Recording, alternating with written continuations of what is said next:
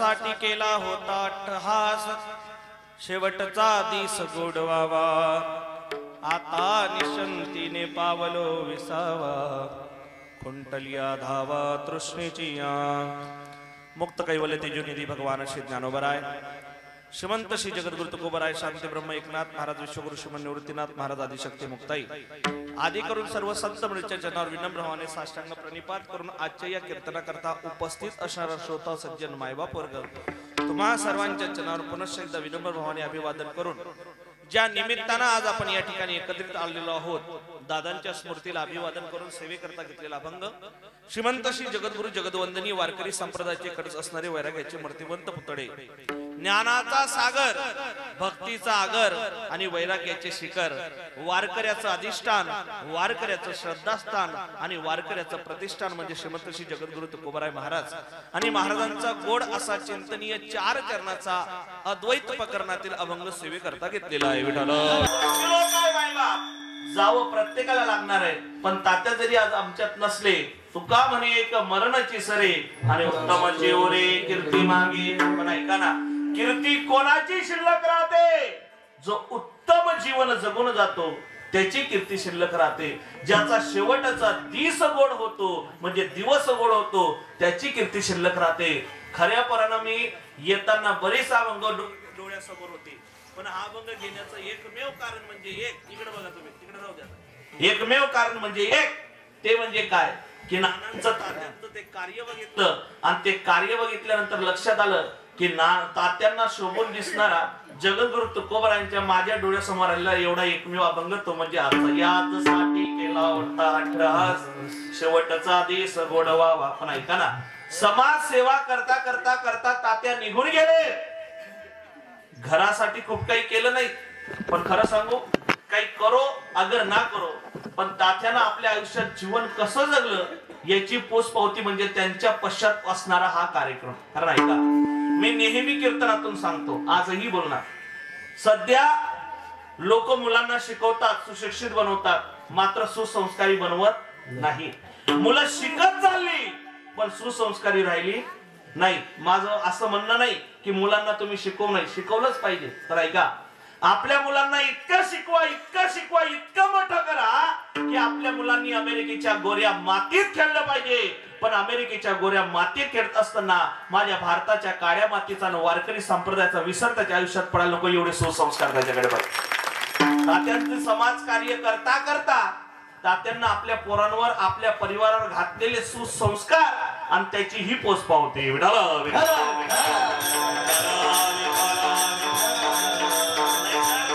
सध्या परिस्थिती वाईट आहे माऊली सध्या लोकांकडे दशकिऱ्या विधी उत्तर कार्य याच्याकरता वेळ नाही वर्ष श्राद्ध तर बरंच लांब राहिलं परवाच्या दिवशी आम्ही पनवेलला होतो कार्यक्रम सकाळचं दशकिऱ्याचं प्रवचनाला मी भूदेव म्हणजे ब्राह्मण आणि माईक वाले साऊंड सिस्टीम वाले तिघच 8 वाजले आता आपल्याकडे 8 वाजले म्हणजे प्रवचन चालू होतंय 8:30 पावणे 9ला प्रवचन बंद होते कावडा शिवला म्हणजे प्रवचन संपतंय 8:30 वाजले 8:45 झाले पण आम्हाला तिघांना सोडून त्या मंदिरात कोणीच नाही मग मी भूदेवाला सहज म्हटलं भूदेवा का हो ज्यांचं प्रवचन आहे त्यांचे घरची लोक कुठं आहे भूदेवा म्हणजे थांबा 2 मिनिटं कॉल करतो भूदेवानं माझ्या देखत कॉल केला स्पीकरवर टाकला आवाज दिला अहो भूदेव बोलतोय आज तुमच्या वडिलांची दशक्रिया विधी आहे तुम्ही अजून आले नाही तिकडनं आवाज आला भूदेवा आम्ही तुम्हाला बोललो होतो आमच्या धावपळीच्या जीवनामध्ये आमच्याकडे टाइम नाही म्हणून तर तुम्हाला उक्त दिलत म्हणे कोण म्हणतो तिकडनं असा आवाज आल्यानंतर भूदेव म्हणतो ठीक आहे तुम्ही सांगितल्याप्रमाणे मी बोलाही आणलं माईक वालाही आणला फोटोही आणला हारही आणला पूजेचा सर्व विधी आणला पण ऐका ना सर्व विधी आणल्यानंतर पण तुम्ही पाहिजे ना ते म्हणे जमणार नाही एक काम करा पूजा झाली की व्हिडिओ कॉल करा आम्ही इकडनंच व्हिडिओ कॉलवर त्या ठिकाणी पितृंचा आशीर्वाद घेतो भूदेवानं कॉल ठेवला पण माझ्या डोक्यात चालली नाही गटगट काय ठीक आहे सर्व रोजचं कीर्तन रोजचं प्रवचन हे लोकांकरता होतं कोणाकरता होतं कीर्तनकार कोणाकरता प्रवचन कीर्तनकार करत असतो कोण म्हणलं पाकिटा करता नाही लोकांकरता पण आजची सेवा ही लोकांकरता नाही आपण देवाकरता करू मी हे गृहीत धरलं पण दशक्रिया विधी करायचा मग मुंडन करावं लागेल ना टक्कल करावं लागेल ना. प्रश्न आला, भूदेवा अहो टक्कल करायची, कोणाची करायची? भूदेवा म्हणले हा हे योग्य. परत भूदेवानं फोन लावला,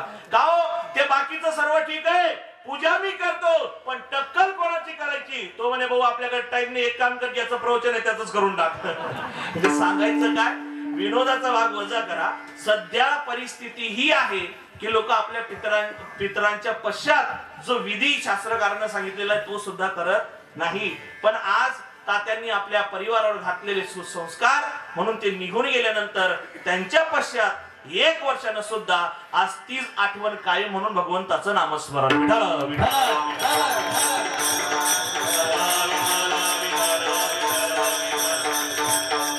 आणि त्या सुयोगाने आज हा 1 दिवसीय कीर्तन उत्सव या ठिकाणी साजरा करण्यात येतोय. या कीर्तनाकरता महाराष्ट्रातील नामवंत गुणीजन महाराज मंडळी या ठिकाणी वारकरी मंडळी उपस्थित आहेत. कारण यांना कलाकार म्हणता येणार नाही. कला बाबा हा त्याची कला दाखवत असतो, कलाकार त्याची कला दाखवत असतो आणि गुणी हा त्याचा गुण दाखवत असतो. गुणीजन वारकरी मंडळी या ठिकाणी उपस्थित आहेत. आमचे गुरुदेव एक वाक्य खूप आवर्जून बोलायचे, माझी माता माऊली. बोलू नका, बोलू नका, बोलू नका, इकडे लक्ष द्या, इकडे इकडे इकडे. एक तर तुम्ही तिकडे, मावशी इकडे पाय ना बहीण, मी लय लावून आलो तुझ्याकडे, माझ्याकडे पाय फक्त. ऐका, बोलू नका. तुम्ही बाकीचे कोणी गडबड करू नका.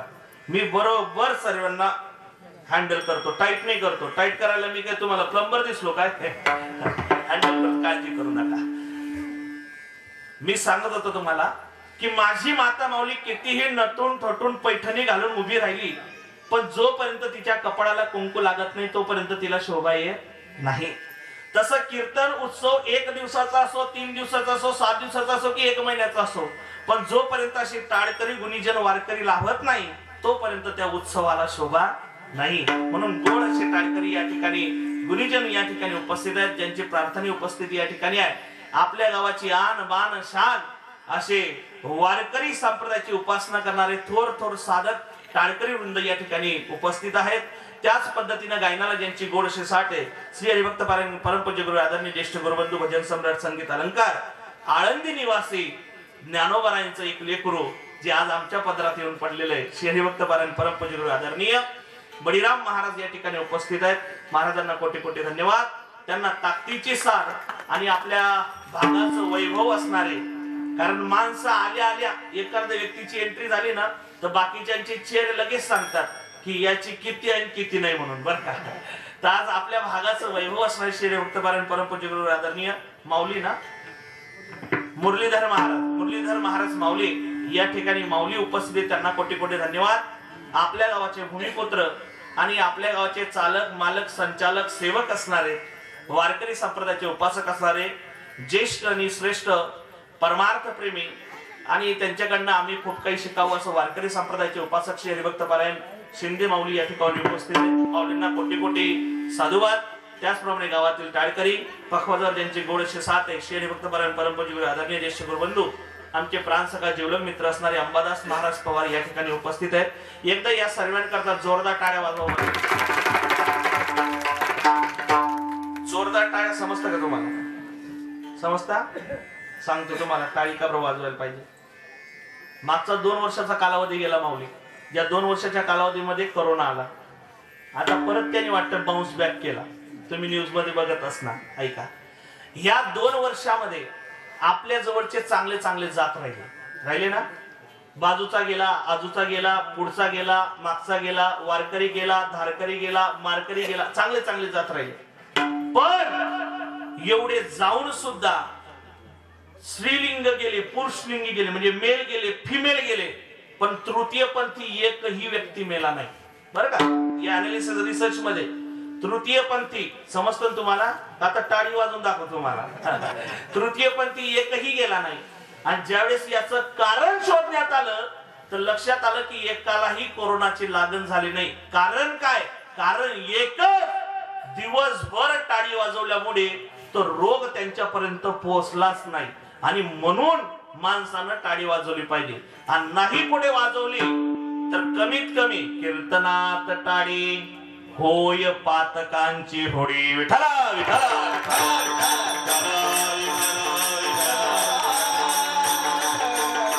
जेव्हा जेव्हा तुम्हाला तुम्हाला वाटतंय की टाळी वाजवली पाहिजे तर मोकळ्या मनानं वाजवायची. सर्वांना जेवणाची व्यवस्था आहे ना? वाजवा बरं एकदा जोरदार टाळी. धन्यवाद, कोटी कोटी धन्यवाद. सेवेला सुरुवात सेवेकरता घेतलेला अभंग श्रीमंत श्री जगद्गुरु तुकोबारायांचा आहे. जगद्गुरु तुकोबारायांच्या बाबतीत बोलायचं म्हटलं मायबाप की येच्चे यावत भूतलावर जन्माला आलेल्या जडजीवांच्या उद्धाराकरता अखंड देह शिजवणारे जगद्गुरु तुकोबाराय यांनी या जगाच्या उद्धाराकरता एक नाही, दोन नाही, तीन नाही, जवळजवळ 4 कोटी अभंग तयार केले. किती कोटी? 4 कोटी. या 4 कोटी अभंगांपैकी 3,99,95,908 अभंगाची उपलब्धी वारकरी संप्रदायाकडे नाही. वारकरी संप्रदायाकडे जी उपलब्धी आहे ती 4092 अभंगाचा गाथा.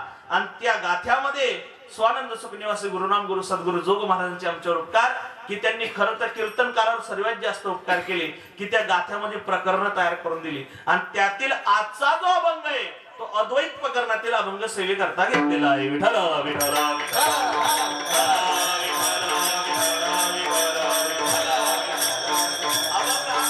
प्रकरणातील आहे.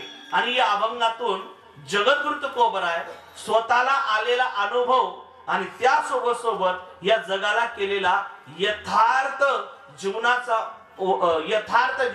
उद्देश लोकांपुढे सांगताना अभंगाची रचना जगद्गुरु तुकोबारायांनी केली. याजसाठी केला होता अट्टहास शेवटचा दिवस गोड व्हावा. की बाबा मी माझ्या आयुष्यात सुद्धा एक अट्टहास केला की माझा शेवटचा दिवस गोड झाला पाहिजे.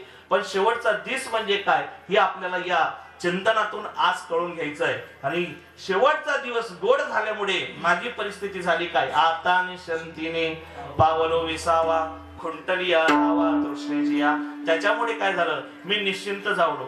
जी तृष्णा होती, जी तहान होती ती कुठेतरी आता माझी थांबलेली आहे. आणि त्याच्यामुळे झालं काय? ही तृष्णा थांबल्यामुळे ही तृष्णा थांबली का? मी निश्चिंत का झालो? कारण कवतुक वाटे झाले या वेचाचे नाम मंगळाचे तेने गुणे. त्या भगवंताचं नाम माझ्या मुखात येतं याचं मला सर्वात जास्त कौतुक वाटतं. असा गोड 4 चरणाचा फार नाही 4 चरणाचा अभंग सेवेकरता घेतलेला आहे. ऐका मायबाप, या मृत्यू लोकातला असा नियम आहे, याला म्हणतानाच मृत्यू लोक म्हटलेलं आहे. जो जन्माला आला तो मरणार आहे, ज्याचं बारसं झालं त्याचं तीर्थ होणार आहे, जो खाटीवर आला तो ताटीवर जाणार आहे. म्हणजे मृत्यू हा निश्चित आहे. मृत्यूच्या बाबतीत या ठिकाणी वशिलेबाजी नाही. शास्त्रकारानं वर्णन केलं, मातुलोसे गोविंदम पितासे धनंजया. भगवान परमात्मा वर्णन करतात, शास्त्रकार वर्णन करतात, मातुलोसे गोविंदम पितासे धनंजया. म्हणजे भगवान श्रीकृष्ण परमात्म्यासारखा ज्याचा मामा होता आणि या जगातला सर्वात मोठा धनुर्धारी अर्जुन ज्याचा बाप होता, पण अशा अभिमन्यूला सुद्धा मरण टाळता आलं नाही. चला पुढे. मा जगत जननी जानकी ज्यांची सून आहे, 33 कोटी देवांचा राजा इंद्र ज्याचा मित्र आहे, आणि या ब्रह्मांडाचा नायक ब्रह्मांड श्री प्रभू रामचंद्र ज्याचा मुलगा आहे. पण अशा राजा दशरथाची अवस्था बघा. 4 पुत्र राजा दशरथा, अंतकाळी एक नव्हता. म्हणजे मरण निश्चित आहे. मरणाच्या बाबतीत वशिलेबाजी नाही. आपलं सोडा, अहो इथं अवतार शिल्लक राहिले नाहीत. येथे नाही ऊर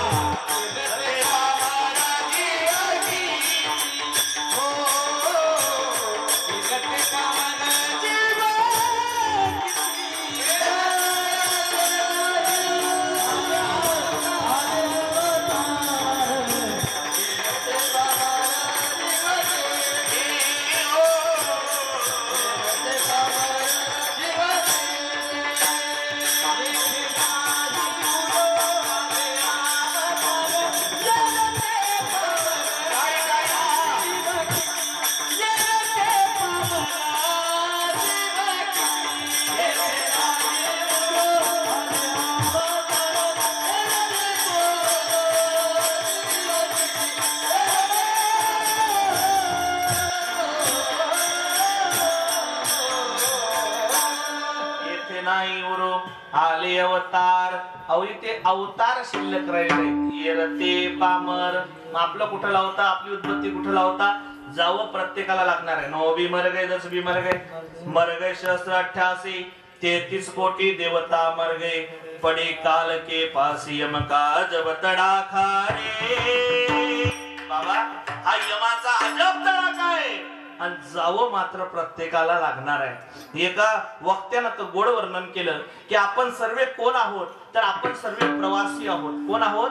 प्रवासी. आणि प्रत्येक प्रवासीचा प्रवास कधीतरी थांबत असतो. कधी थांबत असतो? त्याच्या तिकीटवर जे गाव लिहिलेलं आहे ते गाव आलं की त्याचा प्रवास थांबत असतो. तसं वक्ता म्हणतो की आपण सगळे प्रवासी आहोत आणि आपला प्रवास कुठपर्यंत? आपल्या तिकीटवर जेवढी वय मर्यादा लिहिलेली आहे तिथपर्यंत. मायका प्रवास आपलाही आहे आणि आपल्याला सुद्धा जावं लागणार आणि एक दिवस थांबावं लागणार आहे. वक्त्यानं गोड वर्णन केलं. हे मन मुसाफिर तारा निकलना पडेगा,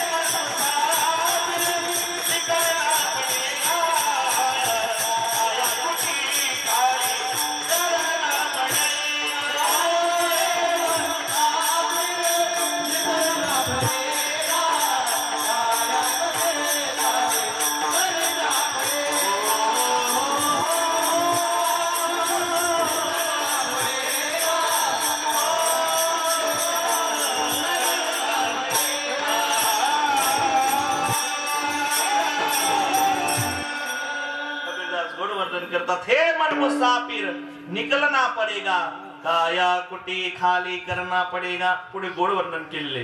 भाड़े के क्वार्टर को क्यों तो संभाले, एक दिन घर का मालिक तुझे निकाले. भाडे के क्वार्टर को म्हणजे क्वार्टर म्हणजे क्वार्टर नाही बरं, क्वार्टर म्हणजे मकान.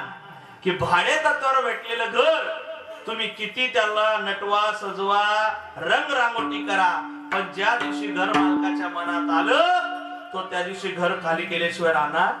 तसं हे उसना भेटलेलं आहे आणि ज्या दिवशी त्या मालकाच्या मनात आलं त्या दिवशी तो खाली केल्याशिवाय राहणार नाही का. तो फक्त खाली नाही करणार माई बाप, मग इसका किराया भी भरना पडेगा,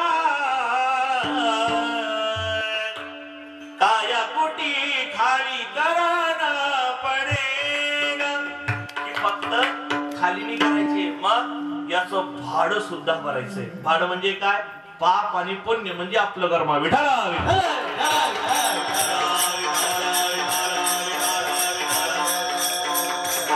तात्पर्य की मरणाच्या बाबतीत अजिबात वशिलेबाजी नाही. जो जन्माला आला त्याला जावं लागणार आहे, ज्याचं बारसं झालं त्याचं तेरसं होणार आहे. वय मर्यादा किती असो पण जावं प्रत्येकाला लागणार आहे. एका राजानं देवाला प्रसन्न केलं, देव प्रसन्न झाले. वरमरोई माग काय मागायचं? तर राजानं म्हणावं, देवा मला दुसरं काहीच नको, द्यायचंच असेल तर एकच द्या, मला अमरत्व द्या. काय द्या? अमरत्व. मला अमर करा. देव म्हणू लागला, अरे बाबा तुला अमर करण्याकरता पहिले मी तर अमर पाहिजे ना. मी अमर नाही, तुला कुठून अमर करायचं? राजा होता त्या राजाचं नाव हिरण्यकश्यप आणि जो देव होता त्याचं नाव आहे ब्रह्मदेव. ब्रह्मदेव म्हणजे कुलाल हाडाचा, बापाचा हाडाचा, अखंड घडवे तो मडके रे. अखंड मडके घडवण्याचं काम कोणाचं? बोला ना. जाऊ का घरी? जाऊ का मी? बोलता का तुम्ही? कोणाचं? ब्रह्मदेवाचं. जसं कुंभार मडके घडवतो तसं आपल्याला घडवण्याचं काम जर कोणाचं असेल तर ते कोणाचं आहे? ब्रह्मदेवाचं. आणि ब्रह्मदेवाचं हे काम, आणि त्या ब्रह्मदेवाकडे वरदान मागितल्यानंतर ब्रह्मदेव म्हणतो अमरत्व सोडून काही मागा, कारण मरावं मला पण लागतं. हॅलो, ऐकताय ना? ज्यानं या सृष्टीची निर्मिती केली त्याला सुद्धा मरावं लागतं. हो, मग श्रीमद एकनाथी भागवतामध्ये ब्रह्मदेवाची वयोमर्यादा दिलेली आहे. श्रीमद भागवतामध्ये गोड वर्णन केलेलं आहे की ब्रह्मदेवाचं आयुष्य हे 2 परार्ध वर्ष आहे. किती परार्ध? बोला बोला बोला बोला. किती? बोला हो. किती? 2 परार्ध. 2 परार्ध वर्ष. मग 2 परार्ध म्हणजे काय? आता आपल्याकडे मुलं कितीही शिकली तर जास्तीत जास्त कोटी आणि अब्जपर्यंत संख्या माहिती, त्याच्या पुढे माहिती नाही. ऐका, जिथं विज्ञान संपत ना माईबाप, तिथून ज्ञानाला सुरुवात होते. म्हणून माणसानं विज्ञानापेक्षा ज्ञानापुढे नतमस्तक झालं पाहिजे. विठ्ठल विठ्ठल.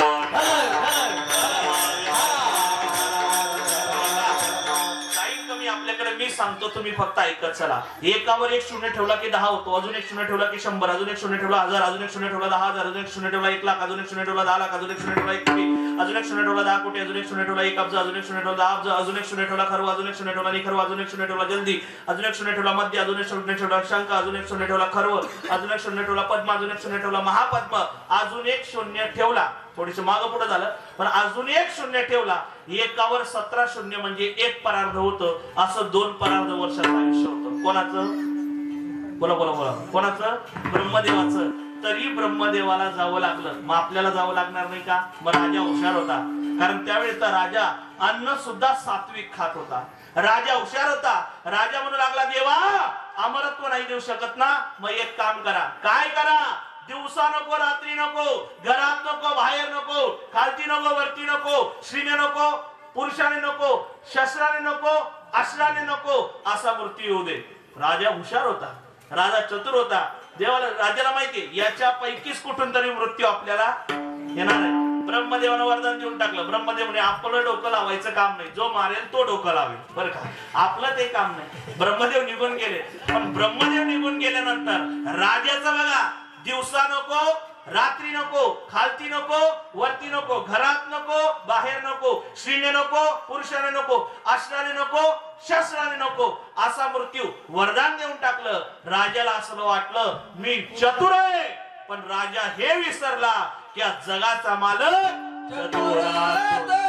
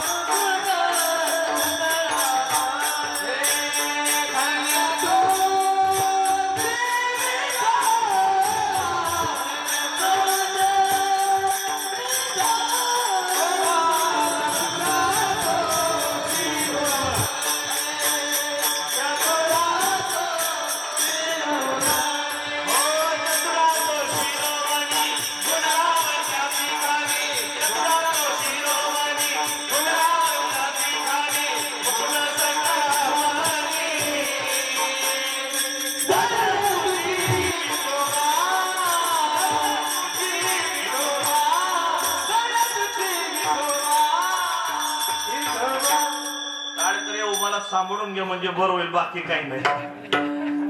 चतुरातो शिरोमणी, चतुरातो शिरोमणी, तस चतुरातो शिरोमणी म्हटले मी लोकांकडे पाहिले, जे जुनी लोक होते ते लगेच माना हलवायला लागले. म्हणजे गाणं तुमच्या लक्षात आलं वाटतं.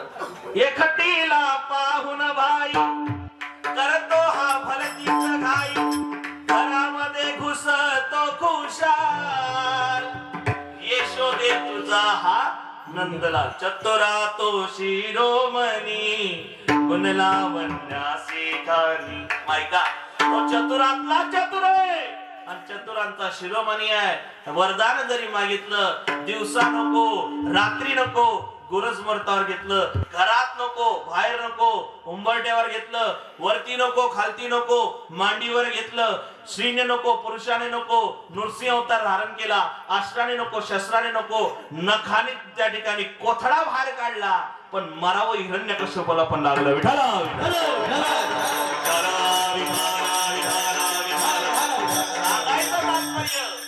वर्ष किती वर्ष आयुष्य मर्यादा असो, पण मरावं प्रत्येकाला लागतंय. मग हिरण्यकश्यपाचं आयुष्य मर्यादा किती? 1 अर्बुद 60 कोटी 30 लक्ष 10 शस्त्र 7 से 9 मास मापा.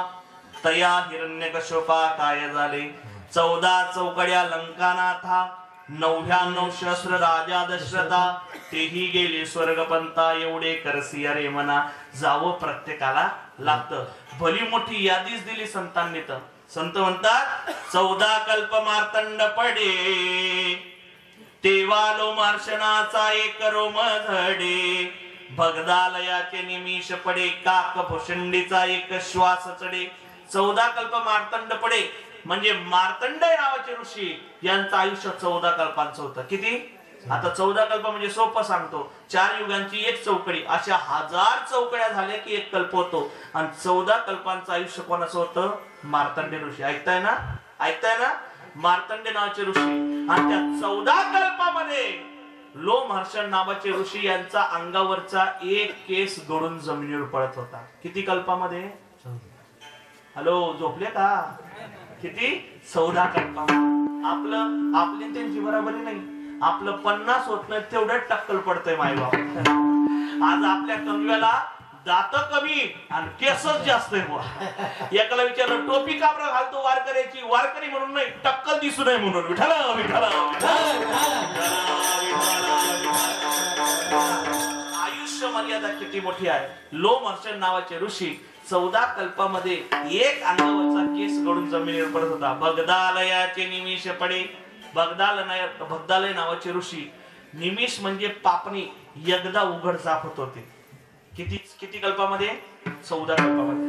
आणि तेव्हा काक भुषंडीचा एक श्वास चढे. काक भुषंडी म्हणजे काकभुषंडी नावाचे ऋषी 14 कल्पामध्ये एकदा श्वास घेत होते. याला काय म्हणतात? नाही, हा वास घेतला मी.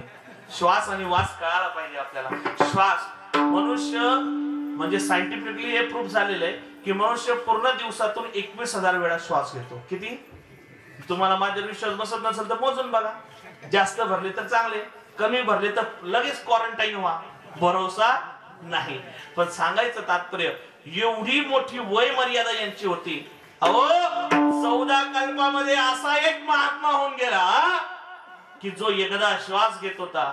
या 14 कल्पामध्ये असा एक महात्मा होऊन गेला की जो एकदा पापणी उघडझाप करत होता. या 14 कल्पामध्ये असा एक महात्मा होऊन गेला ज्याचा अंगावरचा एक रोम म्हणजे केस गळून जमिनीवर पडत होता.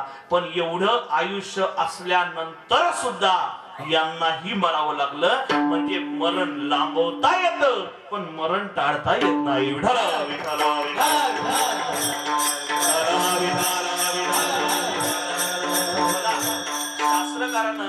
शास्त्रकारानं जवळजवळ 16 प्रकारचे संस्कार सांगितलेले आहेत. जन्मापासून तर मरेपर्यंत 14 प्रकारचे संस्कार करायचे की नाही करायचे ते तुम्ही आपण आपलं ठरवायचं. पण मात्र 2 संस्कार आहेत, तुम्ही नाही म्हटले तरी करावे लागणार आहेत आणि हो म्हटले तरी करावे लागणार आहेत. माऊली ज्ञानोबा गोड सांगतात, देहाची गावालिया जन्म मृत्यूच्या सोहळिया ना म्हणू नये धनंजया. हे धनंजया, 2 सोहळे तुझ्या आयुष्यात तू नाही म्हणू शकत नाही. माऊली ज्ञानोबांची ज्ञानेश्वरी म्हणजे या जगातला स्वतंत्र ग्रंथ, जो जगावं कसं, वागावं कसं आणि मरावं कसं हे शिकवणारा ग्रंथ म्हणजे माऊली ज्ञानोबांची ज्ञानेश्वरी आहे. चला, आता गीता जयंती गेली, महापर्वणी होती दत्त जयंती, गीता जयंती. गीता जयंतीचा उत्सवाला कुठेतरी आपण गेलेलो असणार. महाराष्ट्रभर सप्ते चालू आहेत, महाराष्ट्रभर कार्यक्रम झाले. का? कारण हिंदू धर्माचा धर्मग्रंथ म्हणजे श्रीमद भगवद्गीता आहे, बरोबर ना? आणि श्रीमद भगवद्गीता ही भगवान परमात्म्याच्या मुखातून निघालेली शब्द आहे. पण श्रीमद भगवद्गीता देवानं सांगावी आणि कोणी ऐकावी? बोला बोला बोला, कोणी ऐकावी? अर्जुनानं. कोणी ऐकावी? अर्जुनानं. बरं, अर्जुन एकटा श्रोता होता का? नाही. श्रीमद भगवताची म्हणजे श्रीमद भगवद्गीतेचे श्रोते 4 सांगितलेले आहेत.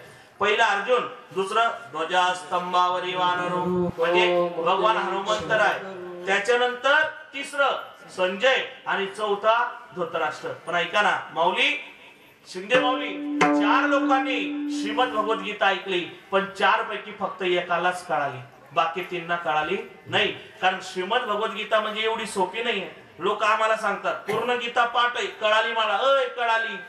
शक्य नाही ते. का? जर श्रीमद भगवद्गीता कळून घ्यायची असेल तर तुमच्याकडे अर्जुनासारखं सामर्थ्य लागेल. अर्जुनासारखी जर तुमची कुवत असेल तर तुम्ही श्रीमद भगवद्गीता कळून घेऊ शकतात. कारण श्रीमद भगवद्गीता म्हणजे काय? श्रीकृष्ण युक्ती सागरा हा तो अर्जुन अगस्ती दुसरा. श्रीकृष्ण युक्ती सागरा म्हणजे श्रीकृष्णानं दिलेलं जे ज्ञान आहे, श्रीकृष्ण भगवान परमात्म्यांनी सांगितलेली श्रीमद भगवद्गीता म्हणजे ही सागरासारखे शब्द त्याच्यात आहे. आणि ती सागरासारखे शब्द आचमन करण्याची ताकद फक्त कोणाकडे? तर अर्जुनाकडे. म्हणून अर्जुनाला माऊली ज्ञानोबरांनी अगस्तीची उपमा दिलेली आहे. कारण अगस्ती ऋषींमध्ये काय सामर्थ्य होतं? एका याच मनानं म्हणजे याच मनानं अगस्ती ऋषीनं समुद्र प्राशन केला होता, बरोबर ना? आणि अगस्तीची उपमा अर्जुनाला दिलेली आहे. तसं अगस्तीची उपमा फक्त अर्जुनाला लागू होते. आपल्यापैकी अर्जुन सोडला तर आपण कोणीच अगस्ती. मी खरं सांगू, कीर्तनाला आलेले तरी अगस्ती. हा, जे कीर्तनाला नाही आले ते बनू शकतात, ते महाअगस्ती बनू शकतात. कारण अगस्तीकडे सामर्थ्य होतं की अगस्ती ऋषी हे सागर प्राशन करत होते. जे कीर्तनाला नाही आले असे काही महाअगस्ती आहेत, ते सागर नाही ते 9 सागर प्राशन करतात. बर का? विनोदाचा भाग. पण श्रीमद भगवद्गीता भगवान परमात्म्याने सांगावी आणि फक्त अर्जुनाला कळावी. आणि तीच श्रीमद भगवद्गीता आपल्या सर्वसाधारण माणसाच्या मनापर्यंत हृदयापर्यंत भिडावी. म्हणून माऊली ज्ञानोबरांनी गीता अलंकार नाम ज्ञानेश्वरी ब्रह्मानंद लहरी प्रगट केली. सांगू का एक वाक्य? ऐका. भगवान श्रीकृष्ण परमात्मा आपला बाप आहे, माऊली ज्ञानोबराई आपली माय आहे. वेद हे डॉक्टर आहेत आणि वेद रूपी डॉक्टरांकडनं श्रीमद भगवद्गीता रूपी औषधाची बाटली भगवान परमात्म्यानं आपल्या करता आणलेली आहे. ऐका.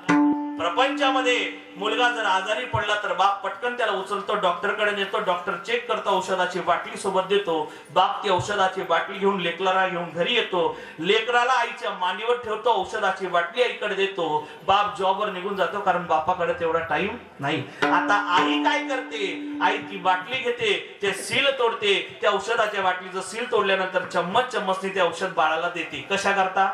बोला कशा करता? बरं वाटावं याच्या करता. जसं हे प्रपंचातलं उदाहरण आहे तसं परमार्थामध्ये प्रवृत्त होण्याकरता भगवान श्रीकृष्ण परमात्मा आपला बाप आहे, माऊली ज्ञानोबराई आपली माय आहे. वेद हे डॉक्टर आहेत आणि त्या वेद रूपी डॉक्टरांकडून आणलेलं श्रीमद भगवद्गीता रूपी ही औषधाची बाटली आहे. आणि त्या औषधाच्या बाटलीला संस्कृताचं सील आहे. मग माऊली ज्ञानोबरांच्या हातात ती बाटली संस्कृताची गाठी उघडून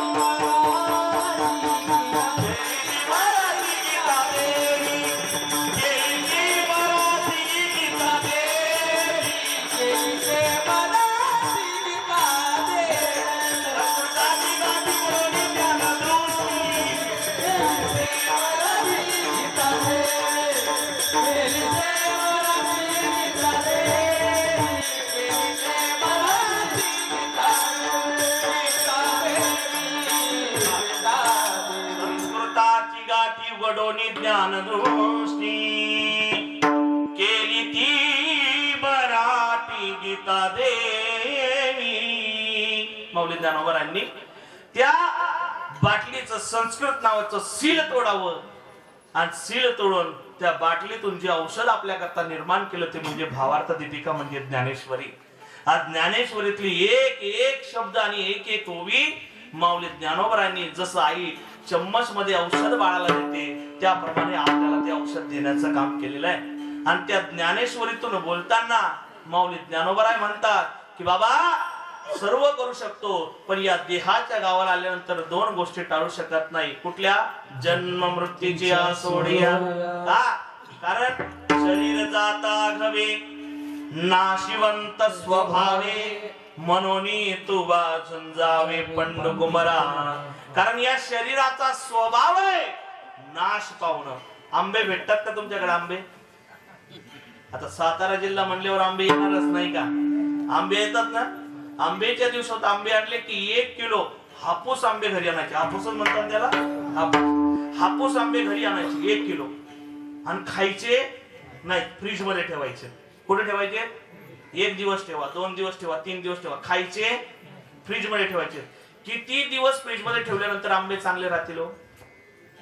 हा, जास्तीत जास्त 2 दिवस, 4 दिवस, 5 दिवस. तुम्ही फ्रीज मध्ये ठेवा की फ्रीजच्या बापाच्या फ्रीज मध्ये ठेवा, पण आंबे खराब झाल्याशिवाय राहणार. कारण त्या आंब्यांचा स्वभाव आहे नाश पावणं. ते आंबे तुम्ही एकतर त्या ठिकाणी पिळून खाऊ शकतात, म्हणजे पिळून त्याचा नाश करू शकतात, एकतर कापून खाऊन त्याचा नाश करू शकतात.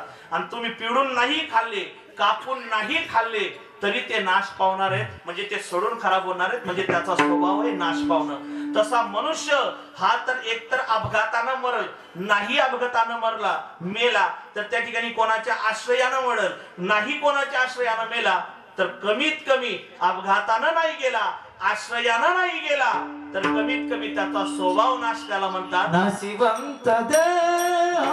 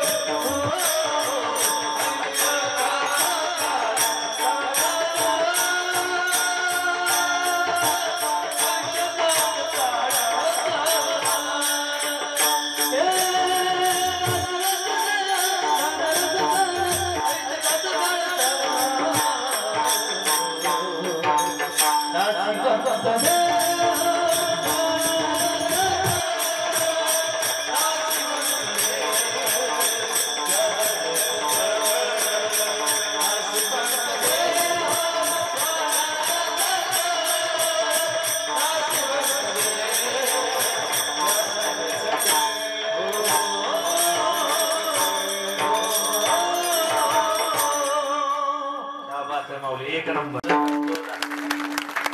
काय असतं ना, आपल्याकडं जर गुणीजनी तसाच होता, गुणी जर त्याचा गुण दाखवत असेल ना तर आपण दाद दिलीच पाहिजे. भले तुम्ही एक वेळ पाकिट ते बी द्या असं नका करू, पण पाकिट जेवढं भरदार भरणार त्याच्यापेक्षा दाद ही जबरदस्त पाहिजे. विठ्ठल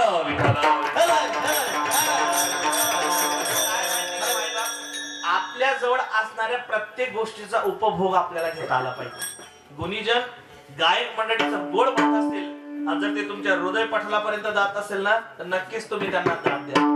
कोणाचं वादन ऐकून जर तुमचे कान तृप्त होत असतील ना तर नक्कीच तुम्ही त्यांच्यासाठी टाळी वाजवली पाहिजे, त्यांना दाद दिली पाहिजे. कारण त्या गोष्टीचा उपभोग आपल्याला घेता आला पाहिजे. तुमच्याकडे संपत्ती किती याला महत्व नाही, पण ती संपत्ती तुमच्याकडे असल्यानंतर तुम्ही त्याचा किती उपभोग घेतात हे सर्वात महत्वाचं आहे. एक व्यक्तीने न्यूजपेपर मध्ये ऍड दिली होती माऊली. ऍड अशी होती की आमच्या कंपनी करता ड्रायव्हर पाहिजे, पण अट अशी होती की त्या ड्रायव्हरानं आयुष्यात एक पण ऍक्सिडेंट केलेला नको. बरेच दिवस गेले पण एक पण ड्रायव्हर भेटला नाही. कारण किती हुशार ड्रायव्हर असला त्यांनी जरी नाही ठोकली तरी कोणीतरी येऊन त्याला ठोकते. म्हणजे ऍक्सिडेंट प्रत्येकाच्या आयुष्यात एक छोटा मोठा अपघात होतच आहे, पण असा ड्रायव्हर भेटत नाही. पण शेवटी 1 महिन्यानंतर त्या कंपनीत 2 लोक इंटरव्ह्यूला आले, पहिला आणि दुसरा. पहिला दुसऱ्याला म्हणतो, का रे भाऊ तू ऍड वाचली नाही का? म्हणले वाचली ना. तू वाचली का? म्हणले वाचली. म्हणजे तू एक पण ऍक्सिडेंट केला नाही? म्हणजे माझ्या पूर्ण आयुष्यामध्ये मी फक्त एकच ऍक्सिडेंट केलेला आहे. तो म्हणे वा. म्हणजे तुझं काय? म्हणजे तू तरी एक केलेला आहे. माझ्या पूर्ण आयुष्यात मी आतापर्यंत एक पण ऍक्सिडेंट केला नाही. ते दोघं बोलत होते, कंपनीतल्या स्टाफनी ऐकलं, सर्व स्टाफ त्यांच्याकडे जमा झाला. दादा, तुम्ही तुमच्या आयुष्यात एकही ऍक्सिडेंट केला नाही, तुम्ही काय विमान चालवत होते का? म्हणले नाही, पण मी ताकदीनं बोलू शकतो. तुम्ही माझा रेकॉर्ड कुठेही चेक करा, आज माझ्या गाडीला चेक करा, कुठे माझ्या गाडीला खरंच नाही, काहीच नाही, कुठं काही ठोकली गेली नाही, कुठं धक्का नाही, कुठं बुक्की नाही. आतापर्यंत आपल्या आयुष्यात एकही अपघात घडला नाही. सर्व लोक आश्चर्यचकित दृष्टिकोनातून त्याच्याकडे बघत होते. तेवढ्या तिकडनं कंपनीचा पिओन आला. म्हणे एवढी गर्दी का जमली? म्हणे इथे आपल्या कंपनीमध्ये असा सक्सेसफुल ड्रायव्हर आलेला आहे, असा सुपर ड्रायव्हर आलेला आहे की त्या ड्रायव्हरनं आपल्या आयुष्यात एकही ऍक्सिडेंट केला नाही. तो म्हणे सर्ग बाजूला मलाही बघू द्या कोण आहे. त्यानं बघितलं. म्हणे रामभाऊ, तुम्ही इकडे कस काय? कंपनीवाले म्हणू लागले, ओळखता? म्हणे मग माझा शेजारी आहे. म्हणे मग हे खरं आहे का? कारण आपल्यापेक्षा, आपल्याविषयी, आपल्या घरच्यांपेक्षा शेजाऱ्याला जास्त माहिती असतं. कोणाला? आपल्या घरात काय चाललं आपल्याला नाही माहिती. कोणाला माहिती? कोणाला? शेजाऱ्याला. विचारलं त्याला, रामभाऊ एवढं खरं आहे का? हे जे सांगतात ते खरं आहे का? यांनी ऍक्सिडेंट केला नाही का? म्हणे खरंय. त्यानं त्याच्या आयुष्यात एकही ऍक्सिडेंट केला नाही. मालक तिकडनं आला, हे शक्यच नाही म्हणले. विवाद म्हणू लागला, हे शक्य आहे, त्यानं एकही ऍक्सिडेंट केला नाही. म्हणे कारण काय? म्हणे त्यानं ज्या दिवसापासून गाडी शोरूम वरनं घरात आणली त्या दिवसापासून ती कंपाऊंड मध्ये ते बाहेर काढलीच नाही, ऍक्सिडेंटच झाला नाही. विठ्ठल विठ्ठल. सांगायचं काय? गाडी आहे, पण त्या गाडीचा उपभोग घेता येत नाहीये. म्हणून आपल्याकडे असणारी संपत्ती, आपल्याकडे असणारी लोक, त्यांचा उपभोग घेता आला पाहिजे. नानांचा ज्या ज्या लोकांनी उपभोग घेतला ती लोक कधीच मोठी झाली दादा, कधीच मोठी, कधीच आभाळा एवढी माणसं नानांनी तात्यानी करून ठेवली. एवढं लक्षात ठेवा. कारण सांगू का, बघा एक वाक्य बोलतो पुढे चालतो. हात धरणं सोपं असतं, धरून ठेवणं कठीण असतं. वाद घालणं सोपं असतं, संवाद साधणं कठीण असतं. साथ घालणं सोपं असतं, साथ देणं कठीण असतं. प्रेम करणं सोपं असतं आणि आयुष्यभर प्रेम करीत राहणं सर्वात कठीण असतं. आणि आमच्या तात्यांच्या बाबतीत बोलायचं म्हटलं तर आयुष्यभर फक्त या समाजावर प्रेम करत राहणं हाच त्यांचा धर्म होता. आणि त्यांचा नाही, आपला सुद्धा तोच धर्म आहे. खरा तो एकची धर्म जगाला. पण आता सध्या परिस्थिती वेगळी आहे. खरा तो एकची धर्म दुसऱ्याचे बांध कोरावे. पण तसं नाही. आमच्या तात्याचं चरित्र आगाध आहे. विठ्ठल विठ्ठल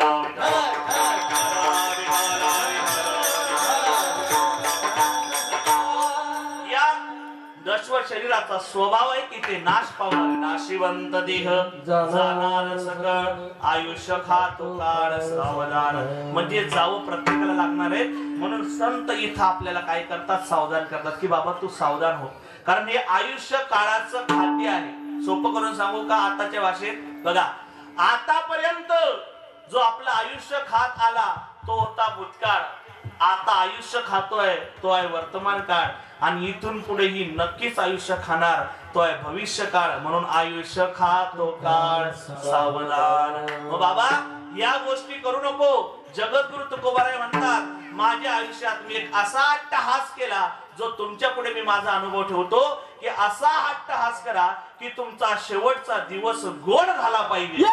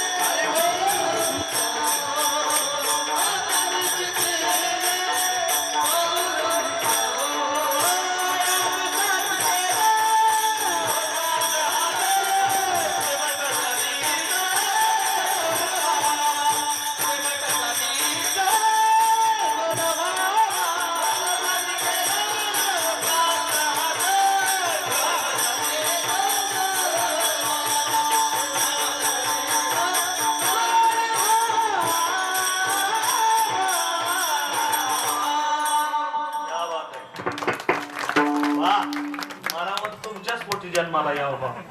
नाही तरी 7 शिंदे माऊली अशीच पाहिजे, 7 अशी पाहिजे. नाही तर काही काही गावाला असे 7 भेटते की त्याच्यापेक्षा चिकनगुन्याची 7 बरी. म्हणून गोड याजसाठी केला होता अट्टहास, शेवटचा दिस गोड व्हावा. जगद्गुरु तुकोबाराय म्हणतात, बाबा प्रत्येकाला जावं लागणार आहे, मी सुद्धा जाणार आहे, मला सुद्धा जावं लागणार आहे. पण ऐका ना, जाण्याच्या आधी जर काही करायचं असेल तर आपल्या आयुष्यात काहीतरी ध्येय ठेवा, आपल्या आयुष्यात काहीतरी अट्टहास करा. पण असा ध्येय, असं काहीतरी करा की ज्याच्याने तुमचा दिवस, शेवटचा दिवस गोड होईल. म्हणजे शेवटचा दिवस तुमचा गोड झाल्याशिवाय राहणार नाही. संत बघा, संत नेहमी या जगाला आहे ना उपदेश करतात आणि शिकवण्याचा आणि समाज कल्याण म्हणजे हित करण्याचा संत नेहमी प्रयत्न करत असतात. ऐका, जो जगतो तो जीव आहे, जो जगवतो तो देव आहे, आणि जो जागवतो ते संत आहे. आणि संत हे जगाला म्हणजे देवालाही जागवतात आणि संत हे जीवालाही जागवतात. देवाला जागवणं, ओठा पांडुरंग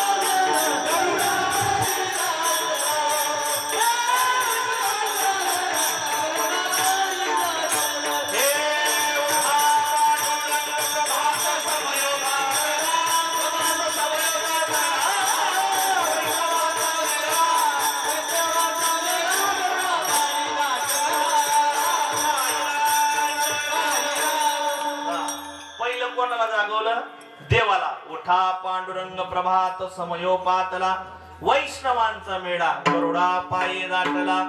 जसं पांडुरंगाला संत उठवतात तसं घरातल्या पांडुरंगाला घरातली बायको सुद्धा उठवती, पत्नी. उठा पांडुरंग प्रभातो समयोपातला. पण वैष्णवांचा नाही बरं, उधारी मागणाऱ्यांचा मेळा दारी दाटला. उठा पांडुरंगा. जसं संत देवाला जागवतात तसं संत या जीवाला सुद्धा जागवतात. जग जोगी जग जोगी जाग जाग बोलती, जाग जाग बोलती, जाग जाग बोलती, बोलती, बोलती. वा, जग जोगी जग जोगी. हे सर्व काकड्यातले प्रमाण आहेत. पण आताच्या वारकऱ्याला काकडा माहिती नाही, तो वारकरीच नाही मुळात, ज्याला काकडा माहिती नाही. बऱ्याच लोकांना ज्यांना काव हे प्रमाण कशात माहिती नाही. बाबा काकडा माहिती का? काकडा काकडा नाही बाबा, आकडा माहिती. आकडा आकडा, काकडा वेगळा आणि आकडा वेगळा. एक लक्षात ठेवा, आयुष्यात जर कल्याण करून घ्यायचं असेल ना तर काही करा किंवा नका करू, पण आपल्या सप्ताह असला, सप्ताहामध्ये नित्यनियमाचा काकडा असतो. माणसानं एक वेळे कीर्तनाला नाही आलं तरी चालेल, पण माणसानं काकडा आरतीला गेलं पाहिजे. का? त्याच्या मागचं भक्तीची या पोटी गोड. ऐका हा पूर्ण अभंग, ऐका ही आरती म्हणा की अभंग म्हणा की विनवणी म्हणा, तुम्हाला कळेल काय होतं. अहो, कोटी ब्रह्म हत्या मुख पाहता जाते. काकड्यात तेवढी ताकद आहे, वचनात तेवढी ताकद आहे. आणि खरं भजन जर बघायचं असेल ना, तुम्हाला सर्वांना सांगतो, तुम्हाला जर भजन ऐकायचं असेल ना तर आमच्या सारख्या 2-4 चाली शिकून आणि 2-4 संगीत राग शिकून यांचं भजन नका ऐकू. खरं तुम्हाला वाटतं ना की भजन ऐकून आत्मिक समाधान झालं पाहिजे. आमच्या गुरुदेवांना आम्ही नेहमी विचारायचो, माऊली गुरुदेवा, पहिले लोक कीर्तनात न सांगता टाळी वाजवायचे, आता लोकांना 10 वेळा सांगावं लागतं टाळी वाजवा भजन करताना. कारण काय? गुरुदेवानं दिलेलं उत्तर गोड. कारण पूर्वी जे भजन व्हायचं ना, ते भजन ह्या पद्धतीनं वारकरी करायचे की ह्या हृदयातून निघायचं आणि त्या हृदयापर्यंत जाऊन पोहोचायचं. आणि जेव्हा त्या हृदयापर्यंत जाऊन पोहोचायचं तर न सांगता त्या ठिकाणी बसलेल्या श्रोत्याच्या हातून टाळी वाजायची. आता झालं काय, 2-4 चाली आम्ही शिकलो, 2-4 मोठमोठी काठपदराची धोतर घातली की आम्ही वारकरी झालो असं समजतो. पण नाही, आम्ही वारकरी नाही. अरे वारकऱ्याच्या तळपायाची बरोबरी सुद्धा आम्ही करू शकत नाही. वारकऱ्याचं भजन मायबा, वारकऱ्याचं भजन चालू झालं की देवाला सुद्धा मोह सुटतो की जाऊ आणि वारकऱ्याच्या पंक्तीत उभं राहून, वारकऱ्याच्या लाईनीत उभं राहून टाळ घेऊन भजन करावं. आणि वारकऱ्याचं भजन 10 मिनिटाचं 15 मिनिटाचं नाही, वारकऱ्याचं भजन 4-4 आणि 5-5 तास भजन चालतं. ते खरे मैना वारकरी, मैना वारकरी बर का.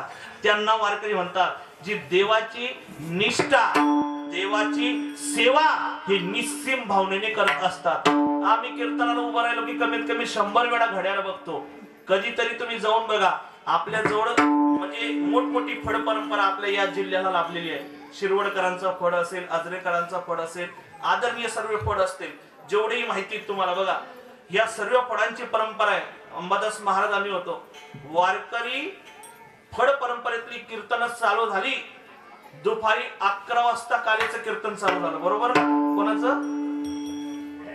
प्रसाद महाराज बडवे. 11 वाजता कीर्तन चालू झालं. नाना कीर्तन 1 तास 2 तास 3 तास असतं. कीर्तन किती वाजता संपलं माहितीये? संध्याकाळी 5 वाजता. आणि 5 नंतर पंक्ती चालू झाल्या. पण ताकद नाही, एक टाळकरी टाळ घेऊन गेला आणि एक श्रोता उठून गेला. म्हणून ही ताकद वारकऱ्यात असते. ही वारकऱ्यात ताकद आहे. पण ते इथून निघालं पाहिजे. आम्हाला पेंडी दिसतं म्हणून आम्ही कीर्तन करतो. विठ्ठल विठ्ठल. वारकरीचा परमार्थ हा शुद्ध परमार्थ आहे. वारकऱ्याची तेवढी देवावर आणि तेवढी संतांवर सुद्धा वारकऱ्याची निष्ठा होती. एक वारकरी होऊन गेले गंगू काका शिरवडकर म्हणून. गंगू काका शिरवडकर, माफ करा, गंगू काका शिरवडकर. एवढी श्रद्धा संतांवर, देवांवर, एवढी श्रद्धा. गंगू काका शिरवडकरांनी माझ्या जगद्गुरु तुकोबारायांचा गाथा लोकांच्या बोलण्यानं लोक विचार करायचे, गाथा शुद्ध आहे की अशुद्ध आहे? माणसाने लिहिलेलं गाथा आहे, संतांनी.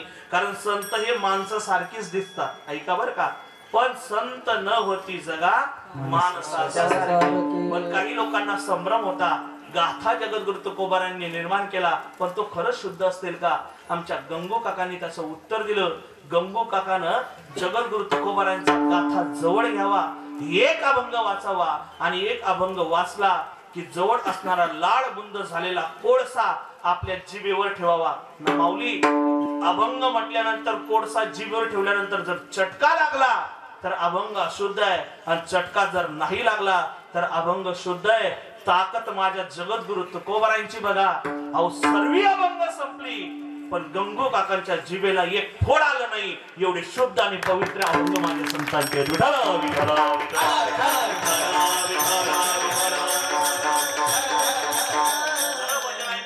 या वारकऱ्यांचा ऐका. कारण माझ्या देवाला आहे ना पाठ नाही लागत, माझ्या देवाला आहे ना चिंतन नाही लागत. माझ्या देवाला गिरीधर लाल तो भाव का भुका, राग कला नहीं जानत तुका. बाबा माझ्या देवाला फक्त भाव पाहिजे. आपल्या जवळच राहतात एक वारकरी, माहिती असेल तुम्हाला, माहिती का? आदरणीय आणि परमार्थामध्ये खूप मोठं स्थान आहे. सर्व कीर्तनकार महाराज मंडळी विकत घेण्याची ताकद आहे त्या माणसामध्ये. कोण माहिती आहे? कोण? सदाभाऊ. पैसा 1 रुपया नाही बरं जवळ, 1 रुपया नाही, पण महाराष्ट्रातल्या सर्व कीर्तनकाराला विकत घेऊ शकतो महाराज. एवढं ताकद वारकऱ्यात असते. विठ्ठल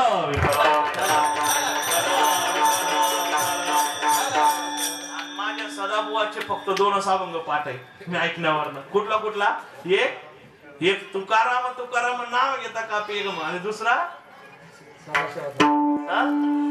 सदाशिवाचा अवतार स्वामी निवृत्ती जातात. 2 अभंग, पण ताकद एवढी सामर्थ्य महाराज की महाराष्ट्रातले सर्व कीर्तनकार प्रेमानं विकत घेऊ शकतो सदाभाऊ वारकरी. आणि म्हणून वारीत चालताना जर सदाभाऊ वारकरी दिसला तर कोणीही लगेच नंबर होतो महाराज, पाय वाटतं. कारण संतांची सेवा संतांवर असणारा तेवढा त्यांचा भाव आहे. आणि एक सांगू का, तुम्ही मोठ्यांच्या संगतीत यावं. तुम्हाला जर आयुष्यात मोठं व्हायचं असेल ना तर फक्त एकच गोष्ट करा. काय? आयुष्यात मोठं होण्यासाठी कधी मोठं बनू नका. आयुष्यात मोठं व्हायचं असेल तर मोठ्यांच्या संगतीत या. तुम्ही आयुष्यात ऑटोमॅटिकली मोठे झाले. मोठ्यांच्या संगतीत संगत करे बडे की तो बढत बढत बढ जाय, संगत करे नीच की तो घटत घटत घट जाय. जशी संगत केली तशी पंगत आहे. ऐका दादा, अहो 1 वेळची जेवणाची पंगत चुकली तर एक वेळचं जेवण चुकतंय, पण माणसाच्या आयुष्यातली संगत चुकली तर आयुष्य बर्बाद होतंय.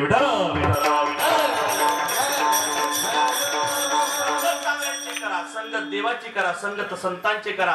प्रेम करायचं असेल तर देवावर करा, आणि प्रेम करायचं असेल तर संतांवर करा. या चिल्लर मंडळीवर प्रेम करून काही फायदा नाहीये. कारण सांगतो तुम्हाला, मी पण तुमच्यातला आहे, पण तरी बोलून जातो. नारदाच्या गादीवर उभा आहे, खोटं बोलणार नाही. किती यांच्यासाठी करा, किती करा, तरी एक कवडी तुमच्या सोबत येणार. अहो कवडी सोडा, ज्यांच्या करता करतो ते येणार नाही. जब तिकीट मिला आता जाने का, तेरा की हा स्मशान में, चलाने वाले लाखों थे, जलने वाला कोई नहीं. विठला विठला विठला.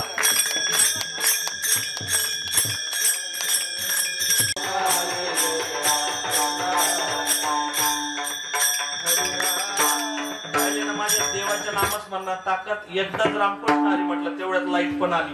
ही माझ्या देवाची ताकद आहे. मी बोलत होतो, एक तर देवावर प्रेम करा किंवा संतांवर करा, याच्यावर करून फायदा नाही. का पत्नी दरवाजे तक, बेटा आंगन तक, परिवार स्मशान तक, और आपका कर्म भगवान तक. शेवटच्या वेळेला कोणी येत नाही. हा फक्त मायेचा बाजार आहे. प्राण्या मायेचा बाजार,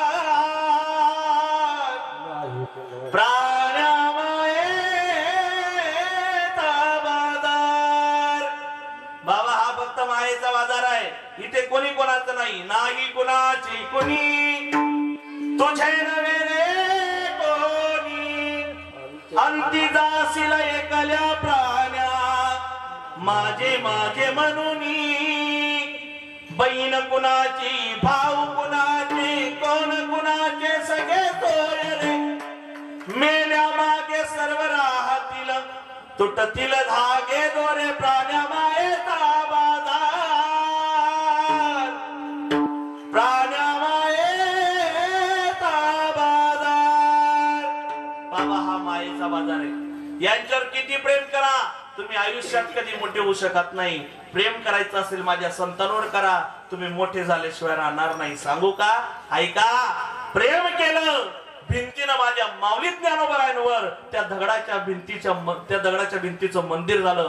प्रेम केलं रेड्यानं माझ्या माऊली ज्ञानोबरायांवर, त्या रेड्याचं मंदिर झालं. प्रेम केलं खांबानं माझ्या माऊली ज्ञानोबरायांवर, त्या खांबाचं मंदिर झालं. अरे छोट्या छोट्या गोष्टी माऊलीवर प्रेम करून जर एवढ्या मोठ्या होत असतील तर विचार करून बघा, आपण जर प्रेम केलं तर माऊली आपल्याला आभाडा एवढं करणार नाही, करतील. फक्त आपल्याला माऊलींवर प्रेम करावं लागेल. विठा विठा विठा.